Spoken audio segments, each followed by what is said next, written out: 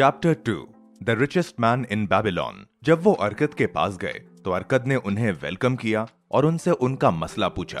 बंसिर ने उससे पूछा कि अरकद, मुझे याद है कि हम सब बचपन में साथ घूमा करते थे।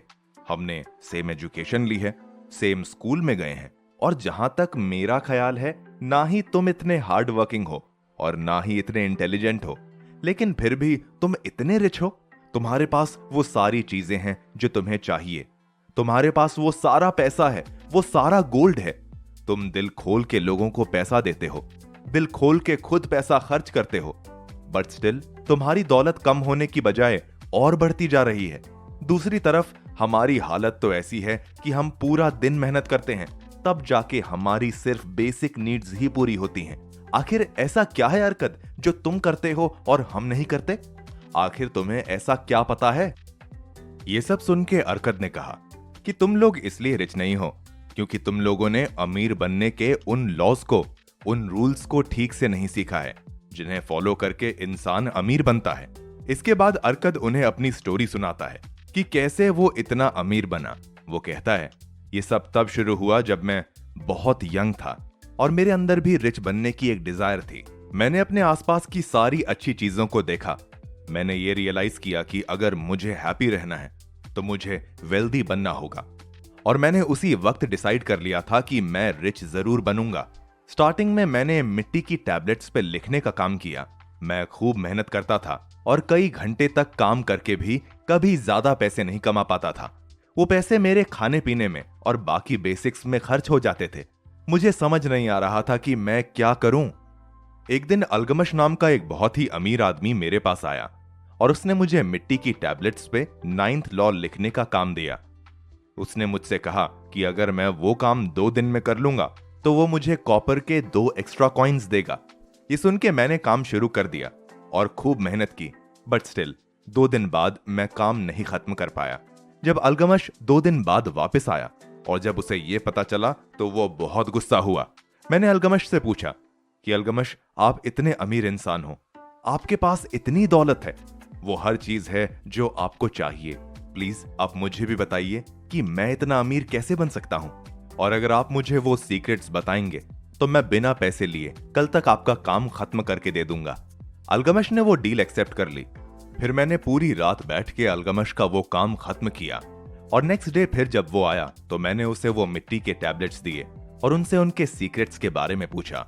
फिर अलगमश ने मेरी तरफ देखा और मुझसे कहा, मैं अमीर उस वक्त बना जब मैंने डिसाइड किया कि मैं जो कुछ भी अर्न करता हूं उसका एक हिस्सा मेरा अपना है, और अगर तुम भी यही करोगे तो तुम भी अमीर बन जाओगे।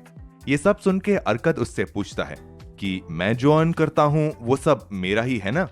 फिर अलगमश कहता है, ऐसा बिल्कुल नहीं है। यहां पे अपने आप को पे करने का ये मतलब है कि आप अपनी इनकम में से कुछ हिस्सा अपने लिए रखो, और ये जो पैसे होंगे ये आप कहीं खर्च नहीं करोगे बल्कि इन पैसों को इन्वेस्ट करोगे। अमीश उससे कहता है कि एक इंसान हर चीज के लिए पे करता है। वो अपने कपड़ों के लिए पैसे पे करता है, अपने खाने के लिए पे करता है। एक इंसान हर चीज के लिए पे करता है लेकिन खुद को पे नहीं करता। जब आप खुद को पे करोगे और उन पैसों को इन्वेस्ट करोगे तो वो पैसे आपके नौकर बन जाएंगे और आपके लिए 2400 घंटे काम करेंगे।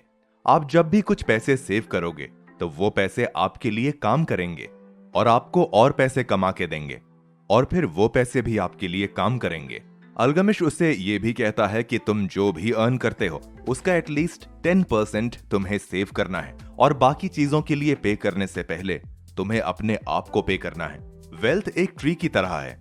जैसे ट्री को ग्रो करने के लिए आप एक छोटा सा सीड डालते हैं, उसी तरह अगर आपको अपनी वेल्थ ग्रो करनी है तो आपको अपने पैसों को सेव करना है, और ये पैसे उन सीड्स की तरह हैं जो आपकी वेल्थ को ग्रो करेंगे।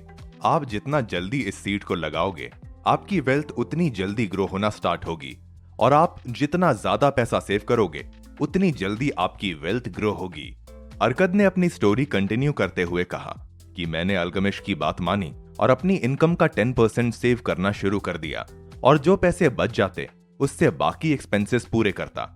हैरानी की बात यह थी कि वो 10% निकालने के बाद भी मुझे इतनी परेशानी नहीं हुई, और मैंने किसी ना किसी तरह एडजस्ट कर लिया।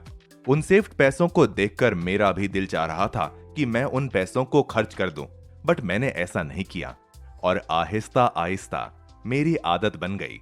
फिर 1 साल बाद अल्गमिश वापस आए और मुझसे पूछा कि क्या मैंने कोई सेविंग की है या नहीं। मैंने रिप्लाई दिया कि मैंने पूरी साल सेविंग्स की हैं। फिर उन्होंने मुझसे पूछा कि मैंने उन पैसों का क्या किया, तो मैंने उन्हें बताया कि वो पैसे मैंने अपने एक दोस्त को दिए हैं जो बेबीलोन से बाहर जाके सस्ते में ज्वेलरी खरीदेगा और फिर हम वो ज्वेलरी यहां महंगे में बेचेंगे। ये सुन के अल्गमिश ने पूछा, क्या तुम्हारा दोस्त एक ज्वेलर है? तो अरकद ने कहा, नहीं, वो ज्वेलर नहीं है, वो तो ब्रिक्स का काम करता है। अल्गमिश ने गुस्से में कहा कि अगर वो ज्वेलर नहीं है तो तुमने उसे ये काम क्यों दिया? तुम उस पे कैसे भरोसा कर सकते हो जबकि उसके पास ज्वेलरी से रिलेटेड कोई नॉलेज भी नहीं है? क्या तुम कभी किसी बेकरी वाले से सितारों के बारे में पूछोगे? कभी नहीं। तुम एक एस्ट्रोलॉजर के पास जाओगे। तुम्हें यह काम किसी ज्वेलर को देना चाहिए था, लेकिन इंसान गलती करके ही सीखता है।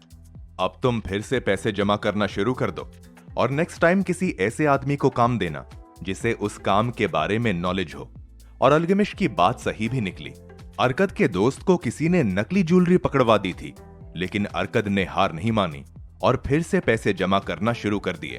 फिर अरकद ने अपनी स्टोरी कंटिन्यू करते हुए बताया, 1 साल बाद अल्गमिश फिर से आए और मुझसे मेरी प्रोग्रेस के बारे में पूछा। मैंने उन्हें बताया कि मैंने वो पैसे एक शील्ड मेकर को दे दिए हैं और वो शील्ड मेकर ब्रोंज खरीद के उससे शील्ड बनाता है और फिर मुझे रेंट पे करता है। अल्गमिश को मेरा ये आइडिया पसंद आया। फिर अल्गमिश ने मुझसे पूछा कि मैंने उन कमाए हुए पैसों का क्या किया। मैंने उन्हें बताया कि मैंने उन पैसों से नए कपड़े खरीदे, अच्छा खाना खाया और डिफरेंट चीजें खरीदी। अल्गमिश ने हंसते हुए कहा कि अरकद, तुम उस दरख्त को बड़ा होने से पहले ही काट रहे हो।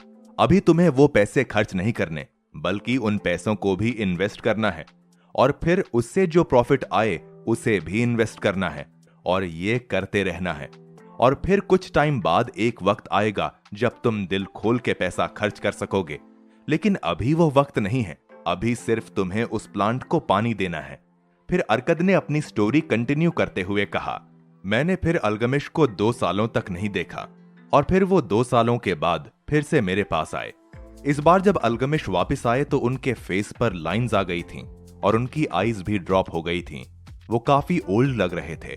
अल्गमिश ने अरकद से पूछा, अरकद, क्या तुमने वो वेल्थ अचीव कर ली है जो तुम चाहते थे? तो इस पे अरकद ने कहा, मैं जितना चाहता था मैंने उतना तो अचीव नहीं किया, लेकिन मैं पहले से काफी अमीर बन गया हूं और मैं जो पैसे कमाता हूं वो भी मेरे लिए अर्न कर रहे हैं। फिर अल्गमिश ने अरकद से पूछा, क्या तुम अभी भी ब्रिक मेकर से एडवाइस लेते हो? तो अरकद ने कहा, हाँ, मैं उनसे एडवाइस लेता हूं, लेकिन सिर्फ ब्रिक मेकिंग के बारे में। ब्रिक मेकिंग के बारे में वो अच्छी एडवाइस देते हैं। अल्गमिश ने उससे कहा, अरकद, तुमने अपने लेसन्स बहुत अच्छे से सीखे हैं। सबसे पहला लेसन ये है कि तुम जितना अर्न करते हो उसमें से सारा पैसा खर्च नहीं करते और कुछ पैसा सेव करते हो। इसके बाद तुम उन लोगों से एडवाइस लेते हो जिन्हें उस चीज के बारे में नॉलेज हो और आखिर में तुम अपने पैसों को इन्वेस्ट करते हो ताकि वो तुम्हारे लिए काम कर सकें। फिर अल्गमिश उससे कहते हैं, अरकद, तुमने अब सीख लिया है कि पैसे किस तरह कमाए जाते हैं और उसे किस तरह यूज किया जाता है और अब तुम इस लायक हो चुके हो कि तुम्हें एक रिस्पॉन्सिबल पोजीशन दी जाए।